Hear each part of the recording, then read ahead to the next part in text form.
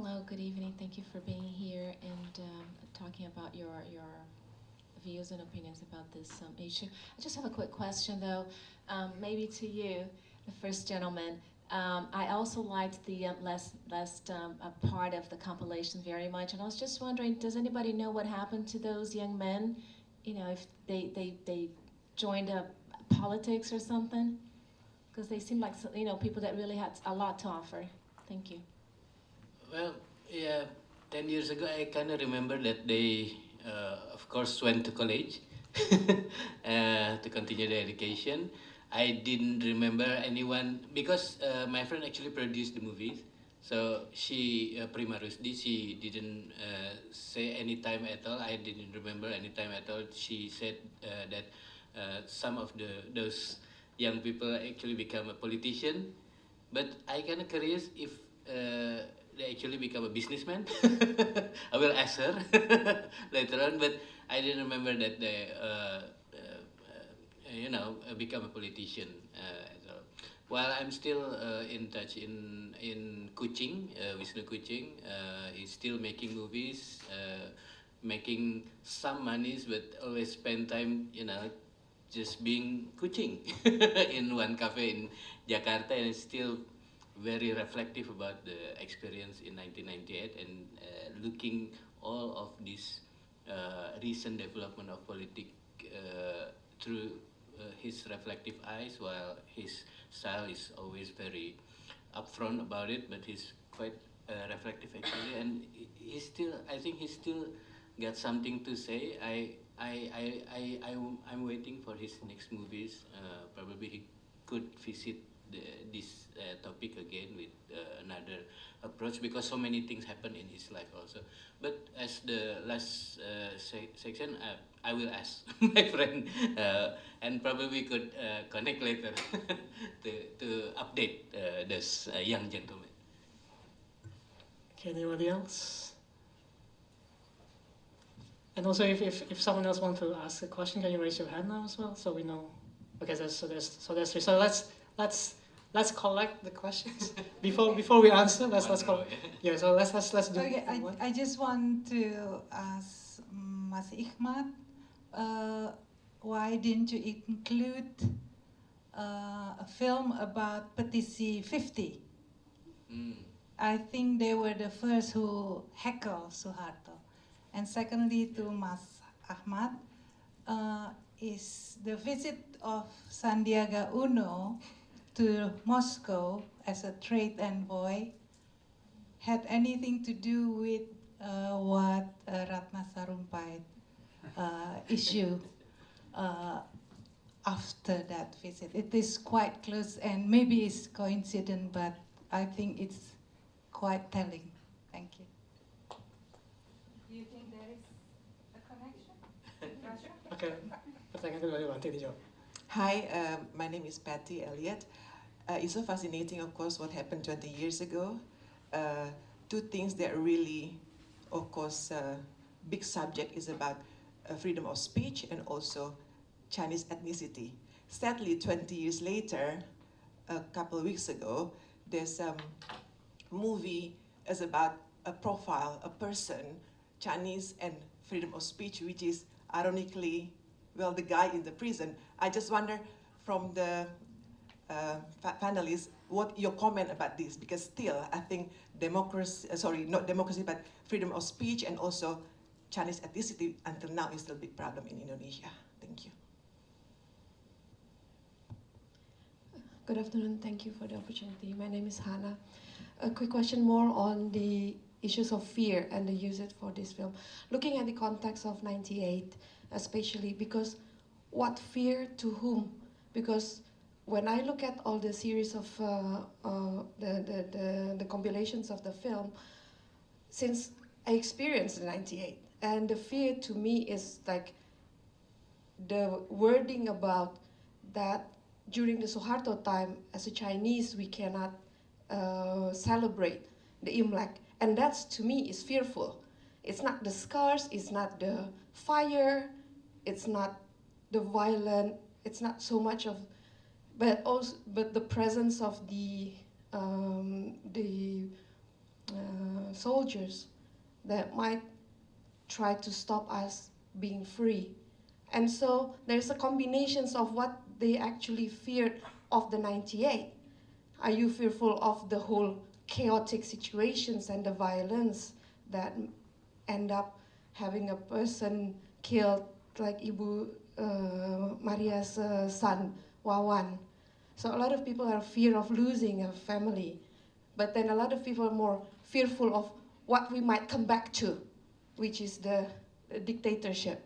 So, and then how these are being played. So I think if we look at the films of the Second World War, for example, a fear towards the Nazis, towards this, or to fear toward the violence itself. So I don't know, maybe from psychological, but also from a political point of view. So I don't often see 98 clips as often, because a lot of the younger generation don't really know what happened in 98. So what we actually fear. Right, thank you. So who's up for a challenge? So I think that the first question was quite clear, was for Hikmat and was Ahmad. So Yeah. something about the petition 45. 50, petition 50. Sorry, petition 50, Do sorry. you mean why the movie doesn't include the petition 50? Yeah. Well, probably it's too far from the current generation to know about the situation. That's the first thing that probably contribute to why, because many things in the Suharto's era also doesn't appear yet in the movies. That kind of make me wonder, because at 2008, because there's not even movie about 1998, and then voila, you got 2 movie at that time, but only 2 movie and 1 documentary at that time, who acknowledge about what's going on in 1998. While about Tanjung Priok, about many things about Petrus, there's no movie yet. Even about 1965 situation also doesn't really many narrative about it in movies. But about petition 50, the interesting thing is that some of the member of the opposition at that time, who was very repressed at that time, they practically into a home prison, right? Very limited access to anything. Some of them actually become for example, I am Fatwa, one of the main petitioners at that time. I saw his speech in one of the book event in Jakarta a month before he passed away, and the forum is the launch of a book about Suharto in a very, very, very positive way. So, and then I kind of, it stumped me to see him up there, giving prize, many prize about Suharto, and about the question, how do you feel while you are in jail? While you were jailed by Suharto? Well, it's only misunderstanding. Because in 1990s, Suharto's become close to Islamic side of, politics, and let's just remember that. Let's just remember that it's common in politics to have that. Me go to jail. that's the thing. Probably that's why no one talk about petition 50, because so many changing voices about this those situation before. You can not get some clear view yet. While you got many other issues haven't been filmed yet. So yeah, okay, and. Second question? No?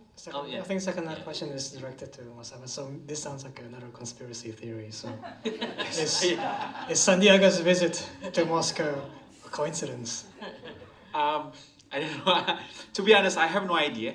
I cannot do any speculation here. To be honest, it's like so actually, it's like our concern is not like what they are doing so they whether they're visiting the Moscow or went to United States with the Boston in the Boston. We cannot speculate on that, but we only observe. So it says so that's why whenever someone's asked me, this is are you sure that you are that they are using this technique?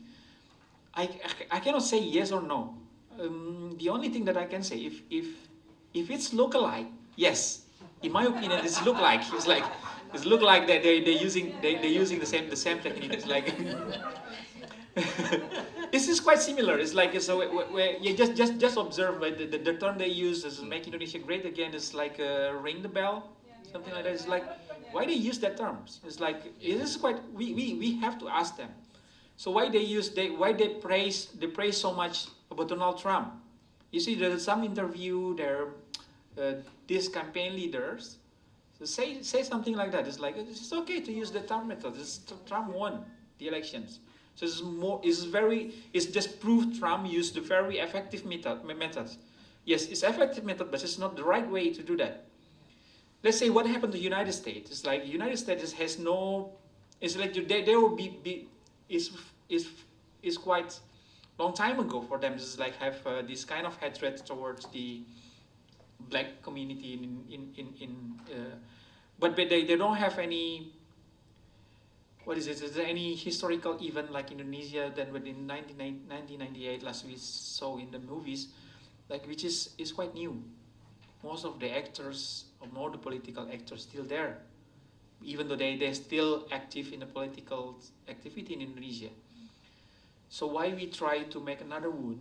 Meanwhile, the past wound we haven't resolved it yet. Yeah, it haven't healed yet.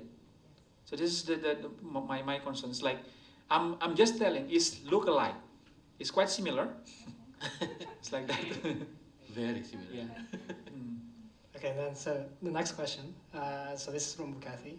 She asks, freedom of speech. Is it still an issue, or has it improved? And also the issue of Chinese ethnicity. So everyone's like looking at you now. Why? No, but I think this is a question. I don't know who wants to. Freedom of speech, maybe because of your background in communication.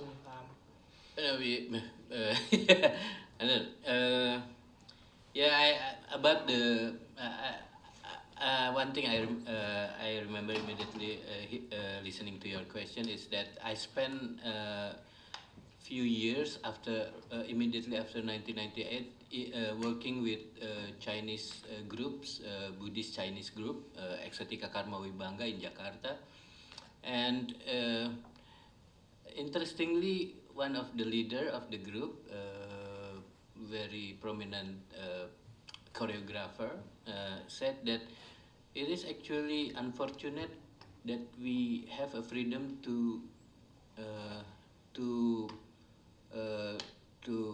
celebrate Imlek for for my perspective, he said, because then the Chinese people become more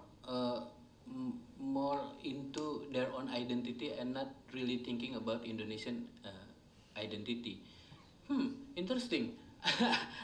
I don't want to dispute him because I feel like I don't really have a say about this because it's a commentary about his community, right, at that time. But it got me thinking about many sides of the policy at that time. But I do prefer if we don't have that kind of repression. You're right. That is the terror, right? Even the cultural expression, you cannot have that. At that time, during that time, you have a painter, Siddiq, who cannot spend he is a master in Chinese calligraphy, and he cannot express it. He cannot make works about it. So he just keep on making painting, Chinese calligraphy painting his own house, nobody knows, and after 1998 he got his first exhibition, sole exhibition. It's very, it touched me really seeing that collection. So yeah, we cannot have that anymore. But there's so many sides of it. For example, after that we have Ahok case. We have the return of the fear, yeah? But not by state per se, but actually by our fellow citizen. That's the complexity now. That's the complexity, and we got this, micro targeting, right? We don't have that in 1998, so we have a set of new problem. We need to construct a new set of solution also, probably not in the street as Kuching said 10 years ago. Probably, I don't know, by taking care of the minds. I don't know how exactly, but I think that's the principle, I think. So movies, literature, art probably is the way to, promote empathy. And to fight those micro targeting in film industry now we have seen today. I think information is power, and perhaps everybody would agree with me to a certain extent on this. And therefore, I believe that communication, and that's the transfer of information, is like a weapon. You can use it responsibly, and you can also use it not so responsibly, and that would get you into trouble. And in the case of Ahok, unfortunately, the information was used in a way that could then be interpreted in many ways. And some of the ways that it could be interpreted in was used against him. And looking at that, I believe that there's an old saying, with great power comes great responsibility. But especially in the digital age, where recordings could be tampered with, where information could be misconstrued, where somebody might pull up a videotape of me saying this right now and say, I am an Ahoker, I'm not sure. The responsibility becomes very, very important, and perhaps more crucial than in 98, where anybody could go up to a demonstration and yell something, and perhaps nobody would have a record of that. And also related to that is the exploitation of fear. And I remember living through 98 and asking myself, what is it that I was afraid of at that point? And then I realized that I was probably not the target of the fear-mongering. I believe that fear-mongering is designed solely to get people radicalized. And last week I had the opportunity to talk to Justin Lane, a renowned researcher in extremism and radicalization, and I asked him, how is it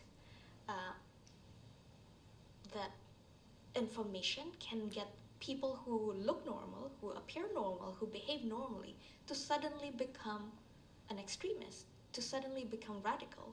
And he said, well, there are two kinds of attack which might make a person seemingly normal to become radical.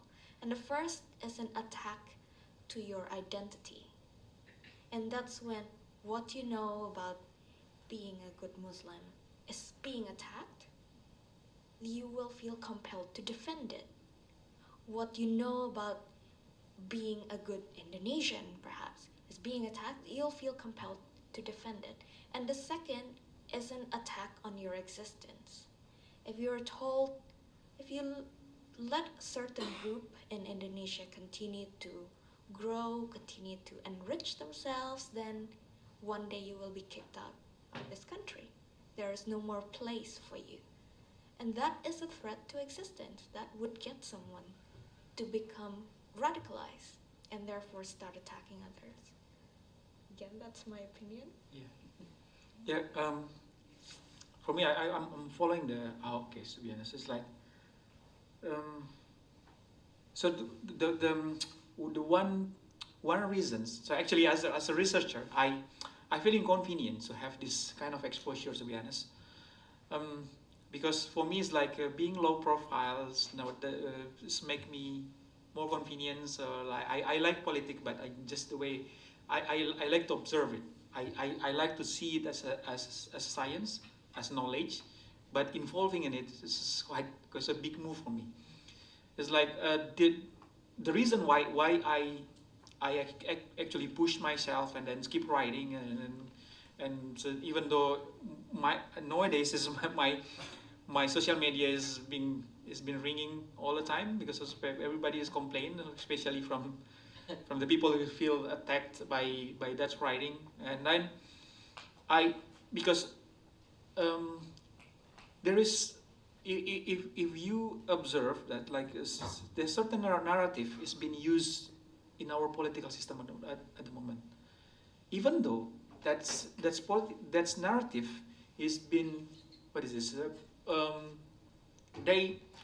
They have this kind of aspiration by the success story of Trump, success story of Brexit, but it's not the right way to win an election in Indonesia. We don't want to go back to past 20 years where the hatred is burn our country. So that's why, okay, I have to surpass my inconvenience of being exposed like this. So I try to speak. I try to speak to as many as possible. Try to deliver. This is what happened in Indonesia. You have to be, and we concerned. I concerned with this. I hope you concerned as well. It's just like that, maybe. So I think this is a good time to get to the last question, because last question is about fear, and fear to whom. So obviously, when I was watching that, I saw that some things like, oh, that's really scary for me. But obviously during what was happening at that time, for some people it was actually fun. I was like, wow, it's quite it was very scary for me. So maybe this is Sabrina could kind of delve in a little bit about the multiplicity of fear, and also maybe, I don't know, what is fear to you as a person, and fear to a collective? How does that differ? How does that get developed? So building on what I mentioned earlier about fear-mongering and targeting your existence or your identity, I think fear is a very powerful tool, and it is easier to spread fear than to spread empathy, to spread tolerance. Why? Because fear is a very primal instinct. It's something that many animals have too. Animals cannot really empathize with other animals, but humans are supposed to be able to empathize with other humans. But then again, it's very difficult to exploit empathy. What do you want to use it for? Well, you might argue, of course we need to exploit empathy because we need to unite the country. Yes, but it's going to be very, very difficult to build a narrative that exploits empathy compared to building a narrative that exploits fear. So in the presentation earlier, Mas Ahmad talked about the amygdala, which is a part in the brain that is responsible for fear. It's the flight or fight response. So the idea is when you encounter a threatening stimulus, a threatening piece of information, do you want to fight it or run away from it? The amygdala decides. But a constant state of amygdala activation is also very detrimental for a person. A constant state of feeling threatened can also radicalize someone. To hatred. Yeah.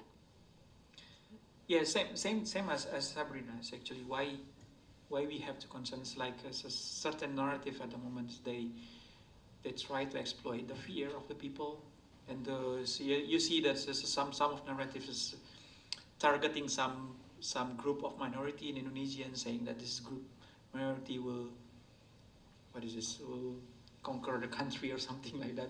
It's like they make huge exploitation at the moment. This is my observations. And we don't want to have that in the country. We don't want, we already, so the past 10 years, as you see, there's a lot of case of minority. And after our case, if you're following the news in Indonesia, so we have one case is actually quite sad to hear that. It's like what one, this is one ladies in Indonesia that's complained about the mosque speaker. Yeah. Yeah, you know, that is like, is how come this such of things is can lead you to something that's, I don't know, they burn 2 houses or something like that. So it's like people constantly in fear at the moment. So that's mean this kind of exploitation has been there for a couple of is, yeah, I don't know, it's for how long. It's like it's quite a long time actually. So that's why we have to do something if we don't want to burn this country again. We don't want to burn this country with hatred. We don't want to burn this country with suspicions with the other group of especially to the minority. We don't want that. So that's why, in my opinion, is this time for us to speak about it. There is no way, there is no reasons for us to keep silence and avoid for the exposure because of that. If we are also scared, we also fear with that, we have no difference with them as well, I think. Okay, I'm going to give the last question to Mas Hikmat, and after this we really have to end because I really need to pick my daughter up. She's stranded in the middle of nowhere. Yeah. Beautiful situation. Yeah, this is a very beautiful situation. Yeah. Okay. Yeah. It is difficult, really difficult to sell empathy, but I think we have to try. What I want to say is that one of my experiences working together with my friend, and my friend come up with this movement. Actually, she's here, Febi Indirani, but she spent a whole year, whole next year in London. So you have time to continue the discussion. What I want to say is that she come with the movement. Relax is just religion. Actually, relax is just many things. But her books, compilation of. I published the book, the compilation of short stories that basically in the spirit of relax is just religion and become quite a movement. Basically, it's as simple as we try, Febi Indirani here, try to initiate many artistic response to this issue through the stories by making many several art event in Bandung, in Jakarta, and in Lombok. And one thing that is very interesting, yeah, in Lombok, because there is some complication with the police because of the fearful situation at that time about the religious issue, and so on. But she managed. Well, actually, our friend, yeah, in Lombok managed to continue the event. We have to compromise, but the main thing, as she said to her friend, the curator and the artist in Lombok, one of the highest intolerance place at this time in Indonesia, is that you just say yes to what the police demand, but the main thing is the art event must go on. The performance must go on. It's a small thing, small victory, but it did go on, and very many audience, yeah, at that time, and very diverse response. Actually, very many, very various interpretation of the issues and the short stories. Not all of it in line with what she was thinking during the time of the creation, but it's okay. The main thing is creating the space together to have, dialogue Many conservative artists also participate in the event. That's the nice thing about creating space like that, you know. And I do believe that while it is very difficult to, you know, to sell empathy, we could create the space for that a lot more. And that's our basic